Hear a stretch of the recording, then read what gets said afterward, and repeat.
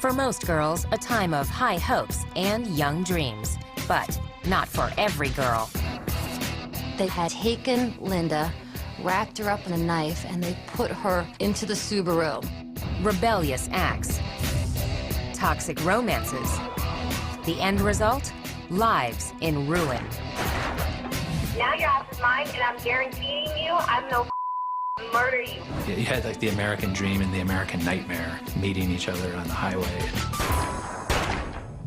With rare footage and exclusive interviews from behind bars, we'll reveal shocking stories of teenagers convicted of unthinkable crimes. Really, you could end up here. I want to go home. I really want to go home. When Girls Kill, next.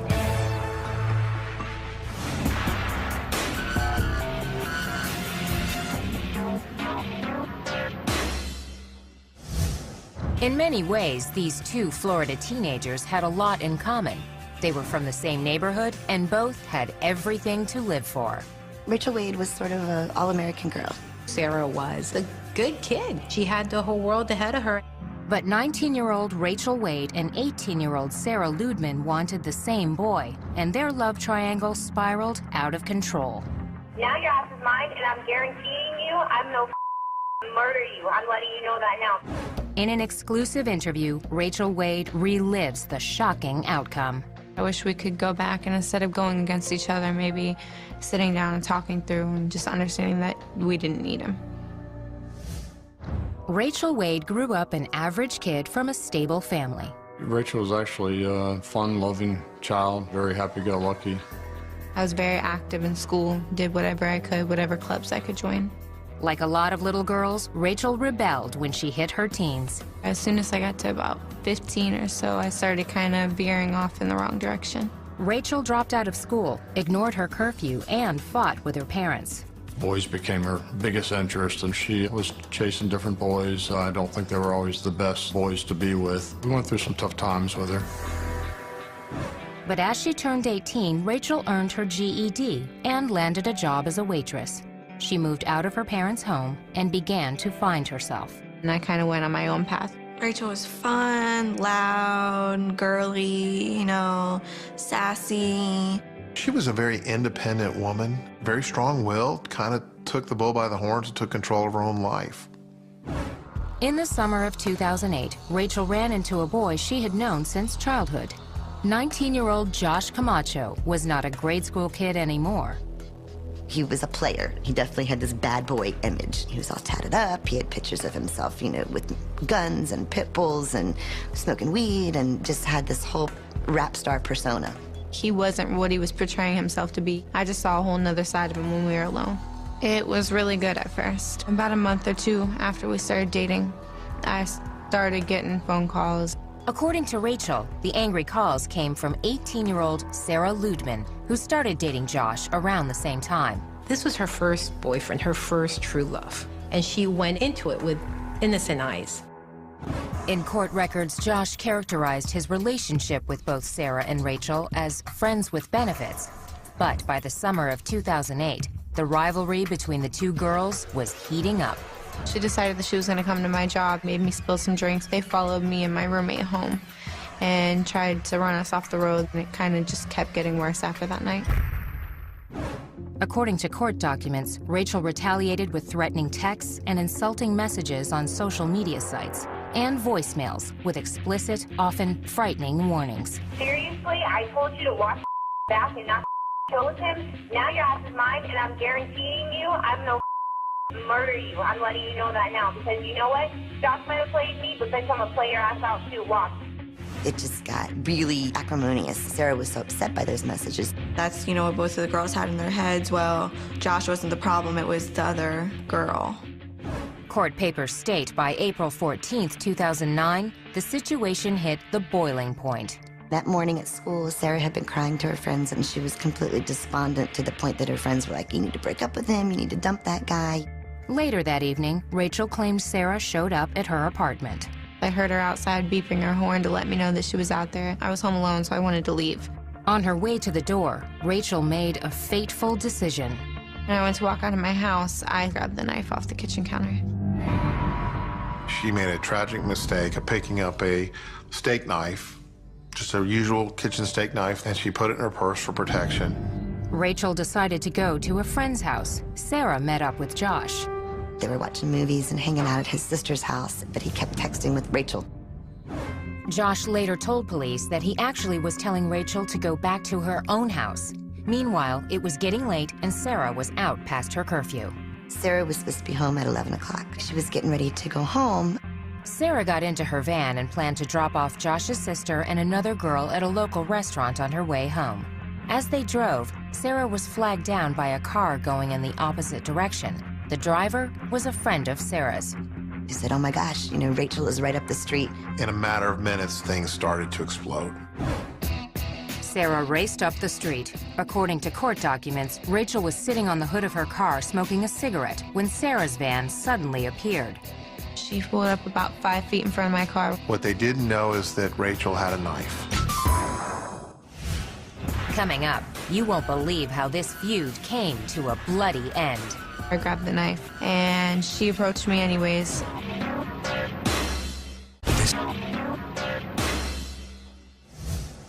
At 12:45 a.m. on April 15, 2009, after months of feuding over the same boy, it was finally showdown time between 19-year-old Rachel Wade and 18-year-old Sarah Ludman. They wanted to confront each other. According to police reports, Rachel sat on the hood of her car as Sarah drove toward her. There were 2 other girls in Sarah's van, including the sister of Josh Camacho, the boy at the center of the triangle. According to court records, Sarah came to a stop just a few feet from her rival. I grabbed the knife, thinking it might scare her off, and she approached me anyways. In court documents, witnesses disagree about who started the fight, but everyone recalls it was over quickly. They fought in the middle of the street for no more than 5 seconds. It was pulling hair. Next thing you know, it stops. She hit me 3 or 4 times. I started swinging back. And the next thing I remember, she let go of me and turned around and walked back to her van. Sarah yelled out to her friends. Sarah was screaming for them to get back in the car so they could leave. I just saw blood on the knife. I didn't physically remember stabbing her. I didn't see where she was stabbed. Sarah managed to get to the van and grab her phone. Police reports state that she called Josh Camacho. She said it hurts. At that point, the line fell. She lost consciousness. She ended up lying in the middle of the road. Shocked witnesses dialed 911. Rachel! Down her. Okay, where on the body is the patient stabbed? In the chest. She's trying to breathe. According to police records, Rachel retreated with the knife in her hand. She walked up the driveway and ultimately threw the knife up onto the neighboring residence's roof. Rachel sat on the porch of a nearby home as police and EMTs arrived. They quickly determined Sarah was stabbed twice in the chest. She had a small injury here, a stab wound here. She was stabbed right in the heart. It pierced her heart. During the frantic effort to save Sarah's life, Josh Camacho received a call from his sister at the scene. Josh hurried to get there and arrived before Sarah was taken away in an ambulance. But at the hospital, she could not be saved. Sarah was pronounced dead at 2:29 a.m. Detective Mike Lynch was gathering evidence when he learned the case was now a homicide investigation. I ended up finding Rachel sitting in what used to be a bench located in front of the residence. Her demeanor was calm. I was scared, but at the same time, I didn't really know what to think or how to react. Rachel claims she was not aware Sarah was dead when she agreed to be questioned at police headquarters. I wasn't under arrest or anything, so again, I was thinking, you know, maybe it's not that bad. When I was down at the hospital, okay, I saw where she was stabbed at. She made no indication that there had been a stabbing, that there was a knife involved. The detective told Rachel exactly what happened. The next piece of information that you need to know is that she is dead. And she died as a result of these stab wounds. When they told me that she had passed away at the hospital, I kind of lost it. I couldn't believe what they were telling me.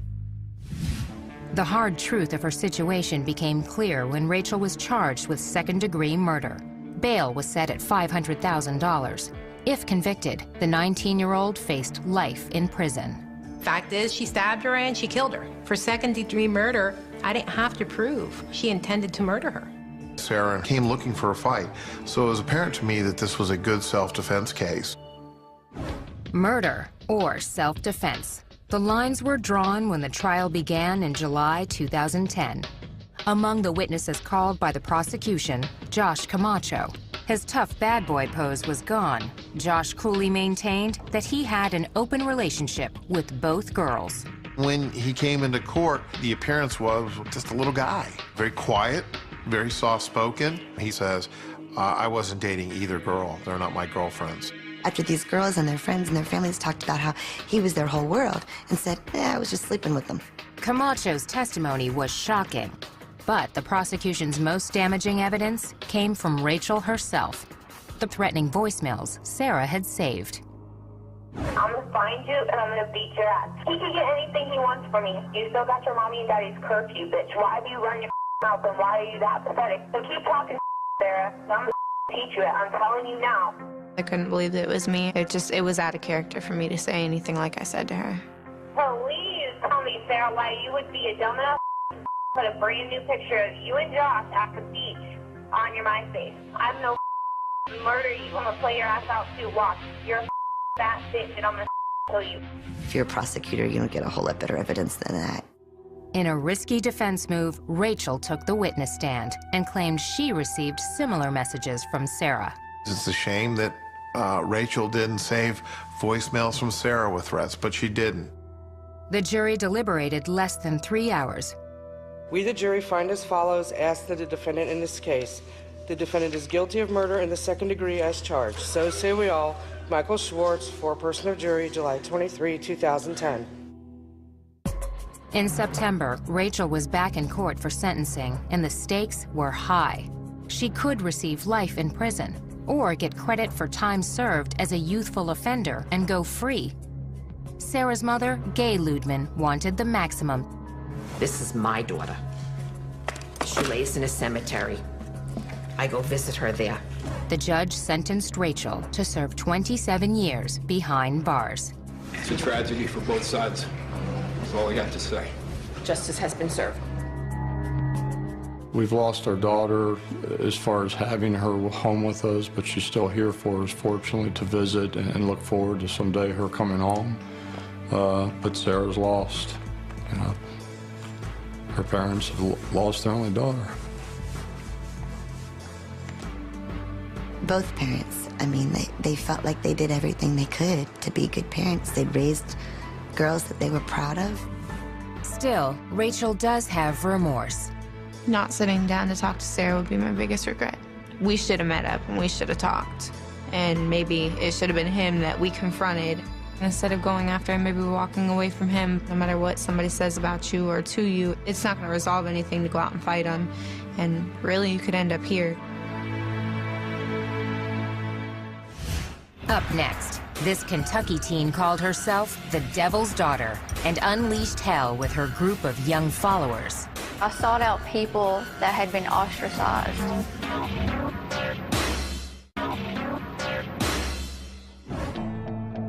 April 1997, springtime in rural Tennessee. Vidar Lilylid, his wife Delphina, and their 2 young children were returning home from a religious convention. They decided to go have a picnic with the kids and stop at the Bayleton Rest exit. This ordinary detour would lead to a violent and horrifying crime. This one was certainly the most tragic thing I've witnessed. Surprisingly, most of the suspects were just teenagers. Their alleged ringleader was a charismatic 18-year-old girl who seemed fascinated with satanic rituals. They were into self-mutilation. They would cut themselves and they would drink each other's blood. Most of their guidance came from Natasha. Natasha Wallen was born in January of 1979 in a poor section of eastern Kentucky's coal mining country. Natasha had what you would have to call a really troubled childhood. Her mother had a history of troubled relationships. When Natasha was just 5 years old, she made an upsetting discovery. She had a stepfather, and she thought that was her real dad, and she found out that another man in the town was her real dad. Shock to her. I got betrayed. And once you're betrayed, you've always got that wondering if somebody's going to betray you again. Dr. Helen Smith, a forensic psychologist and filmmaker, interviewed both Natasha and her mother, Madonna Wallen, for her documentary, 6. Natasha, she grew up, got aggressive towards her mother. Her mother also had emotional problems, as well as Natasha. According to court documents, the feuding escalated when Natasha was 14. She was arrested for assaulting her mother and threatening her with a knife. Soon after her mother agreed to dismiss the charges, Natasha attempted suicide by slashing her wrists. She was hospitalized at a Kentucky psychiatric facility. They told me that, said that she needed to stay longer. She was still a troubled child, but you know, I couldn't afford to keep her in the hospital. They paid for 11 days and that was it. Court records state that Natasha was diagnosed as manic depressive and bipolar. She was prescribed Haldol, an antipsychotic drug, but she didn't take her medication. Load them up with pills. That's the answer to everything. Medicate. Court documents state that she did use illegal drugs, like cocaine and heroin. Natasha developed a dark fantasy life. According to police, the teenager often signed her name backward as Satan, and she attracted other teenage outcasts. I sought out people that had been ostracized, you know, for one reason or another, from the same people that were condemning me. In her mid-teens, Natasha found love. She was married to a guy named Stephen Cornett, and they got married on her 17th birthday. They had this very sort of elaborate Gothic wedding where everybody was dressed in black. But after a few months, the marriage ended abruptly. But she did keep his last name. Alone, Natasha spent more time with her friends, which included 20-year-old Joe Reisner, 19-year-old Dean Mullins, Crystal Sturgill, who was 18, 17-year-old Karen Howell, and 14-year-old Jason Bryant. According to the Chicago Tribune, on Friday, April 4th, 1997, the group rented a room at a motel in Pikeville, Kentucky. But this was no typical high school party. It was a satanic ritual type situation. There was cutting, there was drinking blood. It was just like something crazy. I don't know. Maybe a way of bonding. A story in the Knoxville News-Sentinel reported that 2 days later, Natasha and friends piled into a small hatchback. They headed south toward New Orleans, armed with a 9mm Smith & Wesson handgun and a .25 caliber semi-automatic pistol. On the afternoon of April 6th, Vidar and Delphina Lillylid and their 2 kids were driving back home to Knoxville after attending a Jehovah's Witness conference in Johnson City. The Lillylid family stopped at this rest area to use the bathroom and to have a little picnic, let the kids run around a little bit. A little while later, a hatchback pulled in and 6 goth teens climbed out. You had like the American dream and the American nightmare meeting each other on the highway. Vidar, who was still probably pumped up from the convention, he thought, well, I'll talk to them about God. According to court testimony, the religious conversation suddenly turned into a carjacking. Joe Reisner is the one who pulled the gun on them. Told them they weren't going to hurt anybody. That's what they told him. Said, we just want your van. Court documents state Vidar and his family were loaded into their van at gunpoint.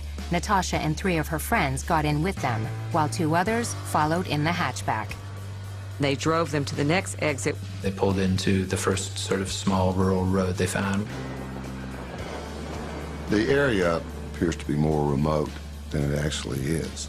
What occurred in the woods that night was a tragic clash of innocence and evil. The witnesses heard the gunshots. Coming up, the horrifying fate of a helpless family. How could a teenager commit such a cold-hearted crime? I could have made different choices, and I should have made different choices.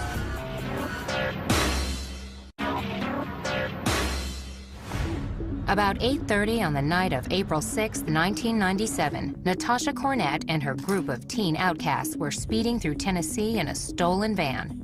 Just a few miles away, sheriffs in Greene County responded to a reported disturbance. I received a call of a party going on up here. Might be some shooting. We've seen a little blue car sitting up the road here. The tiny hatchback was empty. I looked out my window and I seen 4 bodies laying over here. The mother and father were dead. They were laying here, and the little girl was sitting over here, and the little boy was here, kind of in the ditch, laying on his mama's lap. Vidar and Delphina Lilylid lay in a ditch, both dead from gunshots. Their children, 6-year-old Tabitha and 2-year-old Peter, were critically wounded, but still breathing. EMTs rushed the children to a local hospital. Officials examined the blood-soaked crime scene. The 2 adults, they had 2 wounds in common, bullet holes that formed perfect triangles. Somebody must have intentionally wanted to make a triangle, and they succeeded. The odd chest wounds were not the only gruesome injuries. The father was shot in the left eye. The mother also had 3 other bullet wounds. The next day, Tabitha died in the hospital. 2-year-old Peter still clung to life with gunshot wounds to his chest and right eye. Although the suspects stripped the license plates and contents from the hatchback at the crime scene, they overlooked one clue that led detectives to Kentucky. They left a receipt from Pikeville, and that receipt let the police pretty quickly identify the car, and then they knew who they were looking for.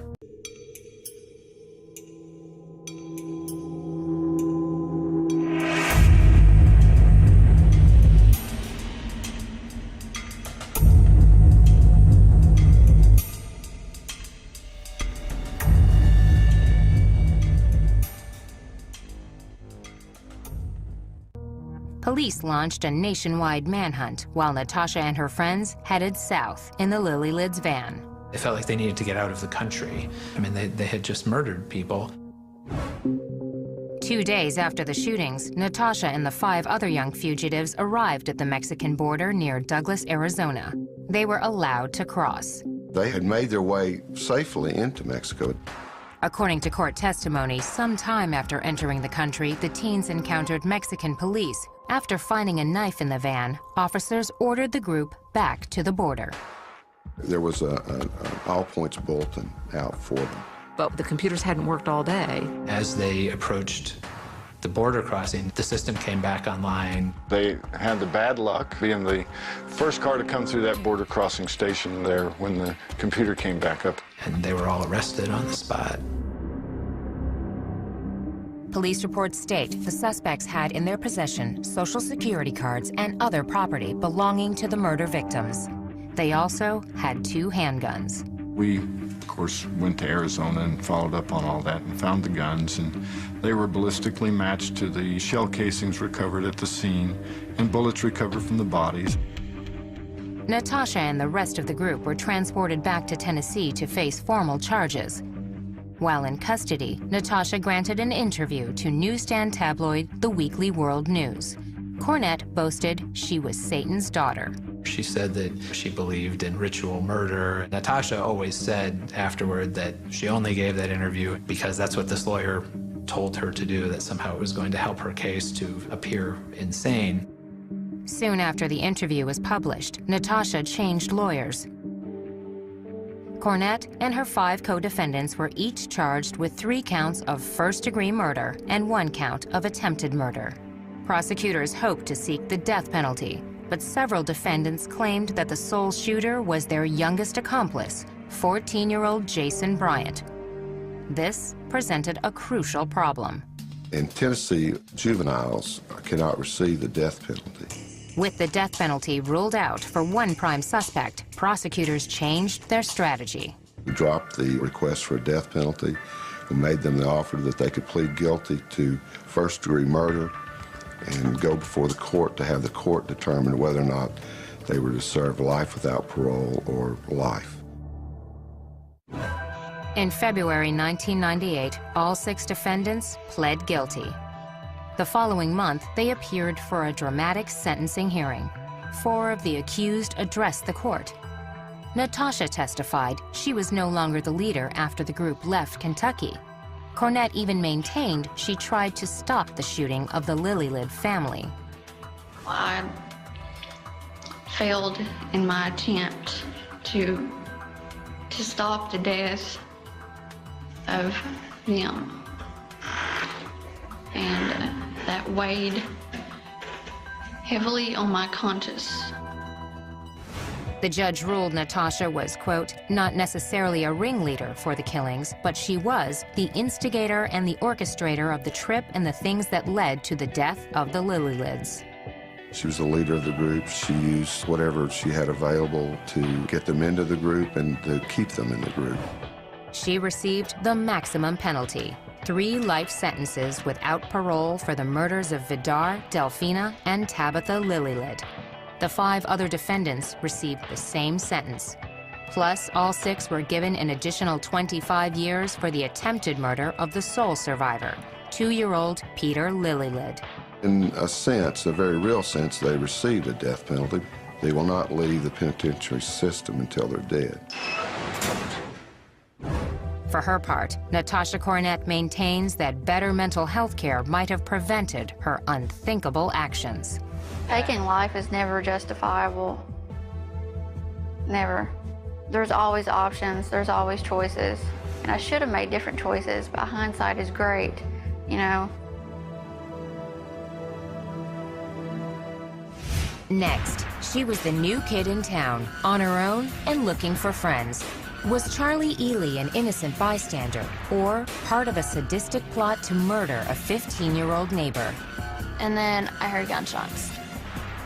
I was like, what the hell is going on?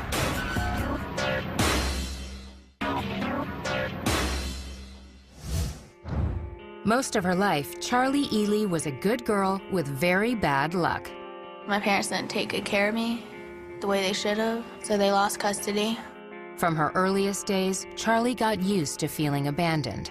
By age 18, Ely was married to a 21-year-old with a record. Only 4 months after saying I do, Charlie's home life was again torn apart.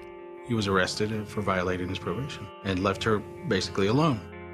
As she reveals in this exclusive interview, the lonely teenager quickly found a new family and a world of trouble that ended in murder. I was one of the kids who was like, as soon as I turn 18, I'm gonna leave. Look at what happened. Not even a year later, where am I sitting? Childhood, at the beginning it was like a little rough, and then it got a little better. Around age 6, Charlie and her younger sister were taken in by their aunt and uncle. To be honest, I think of my Aunt Lisa, my mom. I think of my Uncle Mike, my dad. By all accounts, her life in Maryland was a typical teenager. Jessica Lukey was Charlie's best friend in high school. The 2 girls were in the Naval Junior Officer Training Corps together. She got along with everyone. She was very outgoing and just really relaxed. She didn't seem like she was the type of girl that would fall into the wrong crowd in high school. Never had any fights according to her family. She was bullied a bit by some of her classmates because she had an eye problem. She was legally blind in one eye, and they picked on her a little bit for that. Charlie looked forward to escaping her small Maryland town. An unexpected opportunity came up after Charlie graduated in the spring of 2010. I moved from Maryland to come down to Florida to try to reconnect with my mother. I didn't listen to my Aunt Lisa and all them when they said, be careful, Charlie, why don't you just wait a couple of years and see where it goes? Charlie had another reason for moving to northern Florida. She was already forming a relationship with the son of her mother's boyfriend, 21-year-old Joseph David Burham. I had a message from him, and I had just turned 18, so that made it even better. So I read his message and I got his number and I started texting him. It was July 13th when we first started texting, and we started dating that night. It went from there. It was great. Ely arrived in Lakeland, Florida in August 2010 with the promise of a new boyfriend and reuniting with her estranged mother. As her relatives in Maryland predicted, Charlie's reunion was short-lived. Well, I dove in. Was at my mom's for 2 or 3 days. I ended up being like, you know, Joe, I need to get out of this. I can't do it. Despite the disappointment about her mother, Charlie's romance with Joe Burham heated up quickly. In early September, less than 2 months after Ely moved to Florida, she married Joe, even though he had a criminal record. His conviction for lewd and lascivious sexual battery restricted where the newlyweds could live. He was on probation. He couldn't leave the county. We found a place to live, and it was actually in Summerfield, Florida, which is still Ocala. The honeymoon didn't last long. In January of 2011, Burham violated the terms of his probation and was sentenced to serve 3 years in prison. I did feel pretty vulnerable. I'm 18. Husband just got arrested. What do I do now? I barely know anybody here. On her own in an unfamiliar town, Charlie found a way to make new friends. Charlie had a house. These other kids were able to get away from their parents and sort of hang out all together without any rules, really. They just did whatever they wanted to. Charlie's home became a hangout for a tight group of local kids, including 20-year-old Justin Soto and 19-year-old Michael Bargo. My husband had told me not to hang out with Michael Bargo or Justin Soto. I didn't listen to him. And I decided that I was gonna have them live with me. Soon, Bargo's friends, 16-year-old Kyle Hooper and his 15-year-old sister Amber Wright, were also regulars at Charlie's house. According to court testimony, Amber was in the middle of a stormy breakup with her 15-year-old boyfriend, Seth Jackson. Seth Jackson originally was dating Amber. Something transpired in their relationship where they separated, and then Seth was trying to come back into the picture with Amber. During this time, Charlie and Amber became close. Ely and Amber were best friends. That friendship would be marked by violence. And then I heard gunshots. I was like, what the hell is going on? Coming up, the grisly details of a terrible death. For such a brutal crime, it was almost professional, which is scary.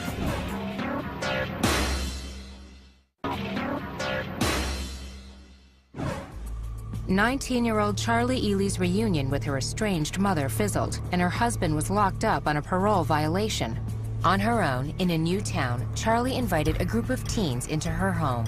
Ely's new best friend, 15-year-old Amber Wright, had just broken up with her boyfriend, 15-year-old Seth Jackson. All I knew was he was an ex of Amber's. Period, end of story.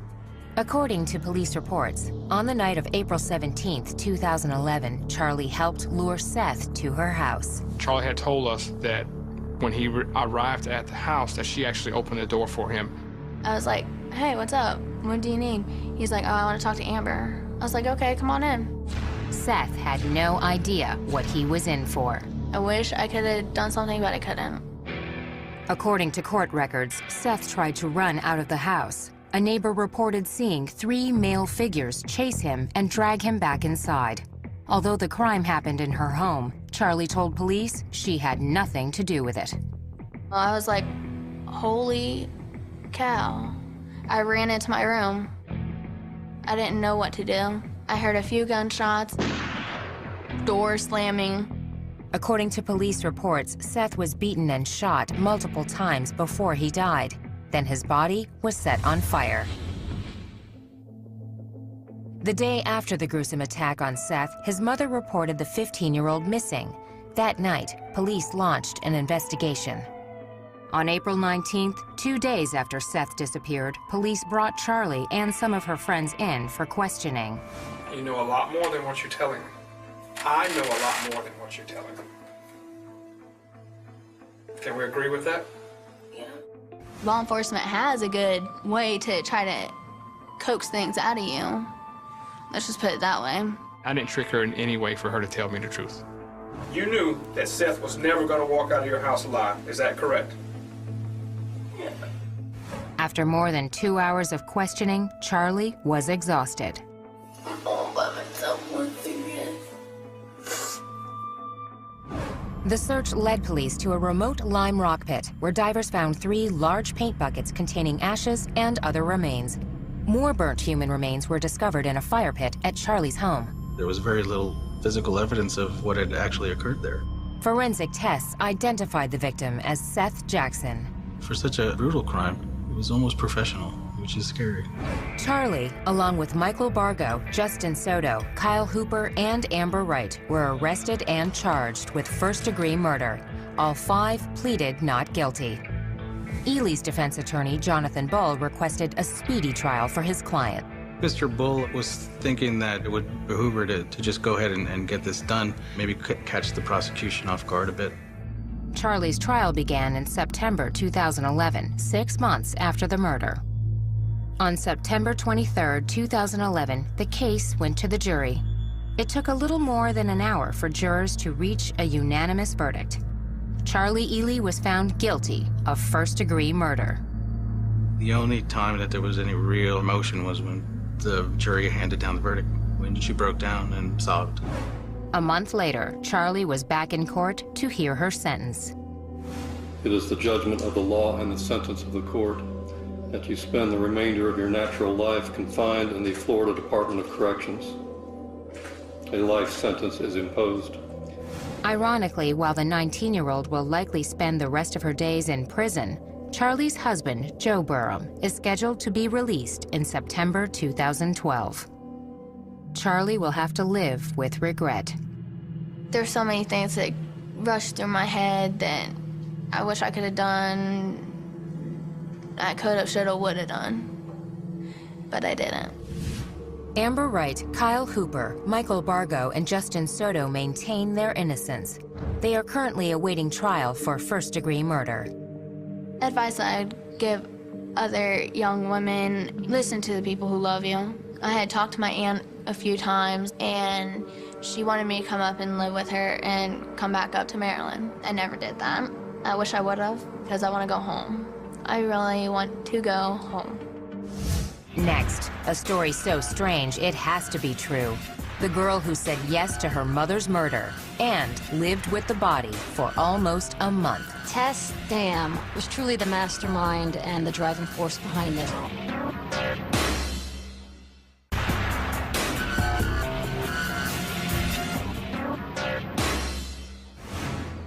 On a cold winter night in February 2007, police in Lafayette, Colorado answered an anonymous call. Officers received the tip that Linda Dam had been murdered.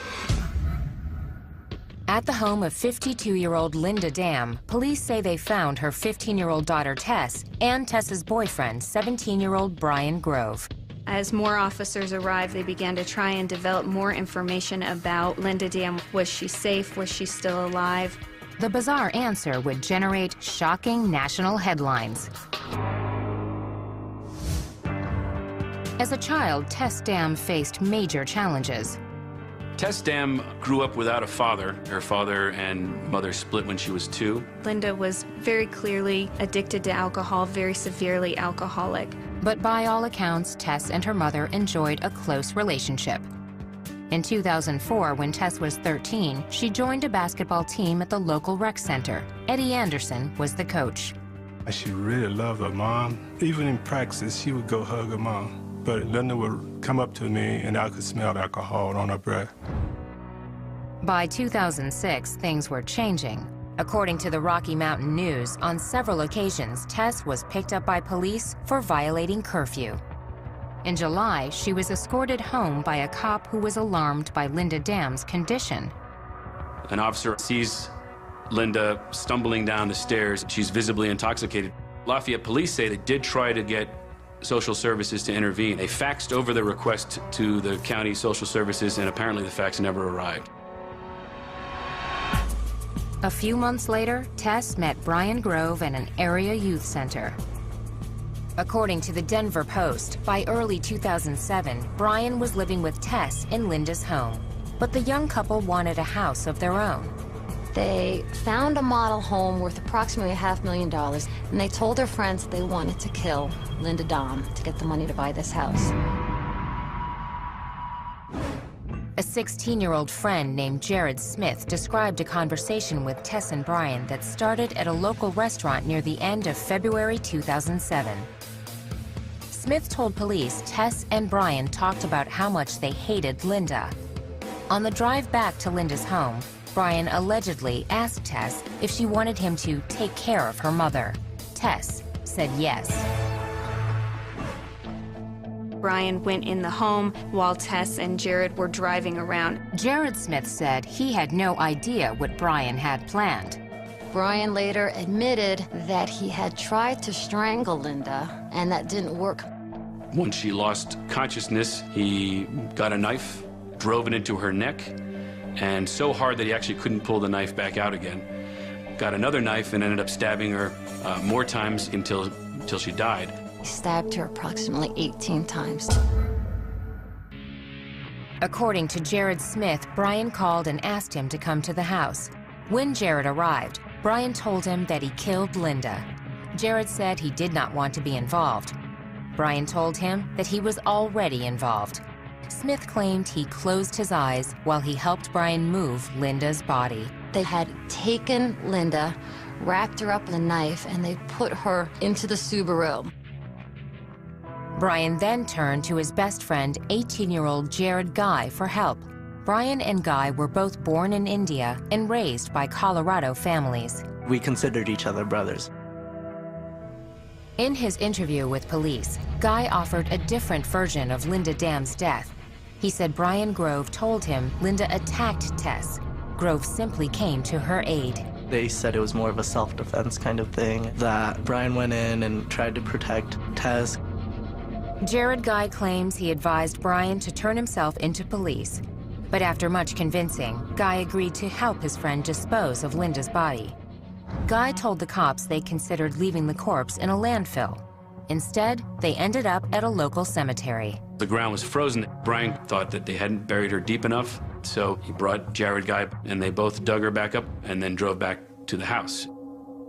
According to police records, Linda's body remained in the car parked in the garage. After the entire incident happened, I was just in shock, and I really just wanted to go back to the happy little life that I'd created for my own self. Brian and Tess lived in the home and played house. She would send him things saying, your wifey did the laundry for you. They bought groceries, they cooked. The young couple also acted like rebellious teenagers. They were having parties at the house, car surfing out in the street, and really up to some pretty wild behavior. But the parties ended with the anonymous call to police on the night of February 27, 2007. Prosecutors believe the tip came from one of Tess's friends. When the police showed up to the house, they were able to find the body in fairly short order. Tess Dam, Brian Grove, and Jared Smith were taken into custody that night. Jared Guy was arrested later that week. Jared Smith was charged with being an accessory to the crime and pleaded guilty. He was sentenced to serve 2 years in juvenile detention. Jared Guy was charged with being an accessory to the crime and to tampering with evidence. He pleaded not guilty to both charges. Several months later, Guy agreed to a deal and pleaded guilty to the tampering charge. He was sentenced to 6 months of work release, followed by 6 months of home detention, then 3 years of probation. If I could go back to then and change my actions, I would have still tried to help him, but I would have tried to help him in the sense of, make him call the cops. Ultimately, Brian Grove and Tess Dam were each charged with first-degree murder for the death of Linda Dam. Brian copped a plea to second-degree murder. He was sentenced to 40 years in prison. Tess also pleaded guilty to second-degree murder and solicitation of murder. She was ordered to serve 23 years behind bars. Tess Dam will be released before she turns 40 years old. Brian Grove was a hands-on killer, but Tess Dam was truly the mastermind and the driving force behind this. She's the one that told Brian Grove to kill her mother. These teens could have been the girls next door anywhere in America. until fateful decisions turned lives of promise into lives marked by violence and tragedy.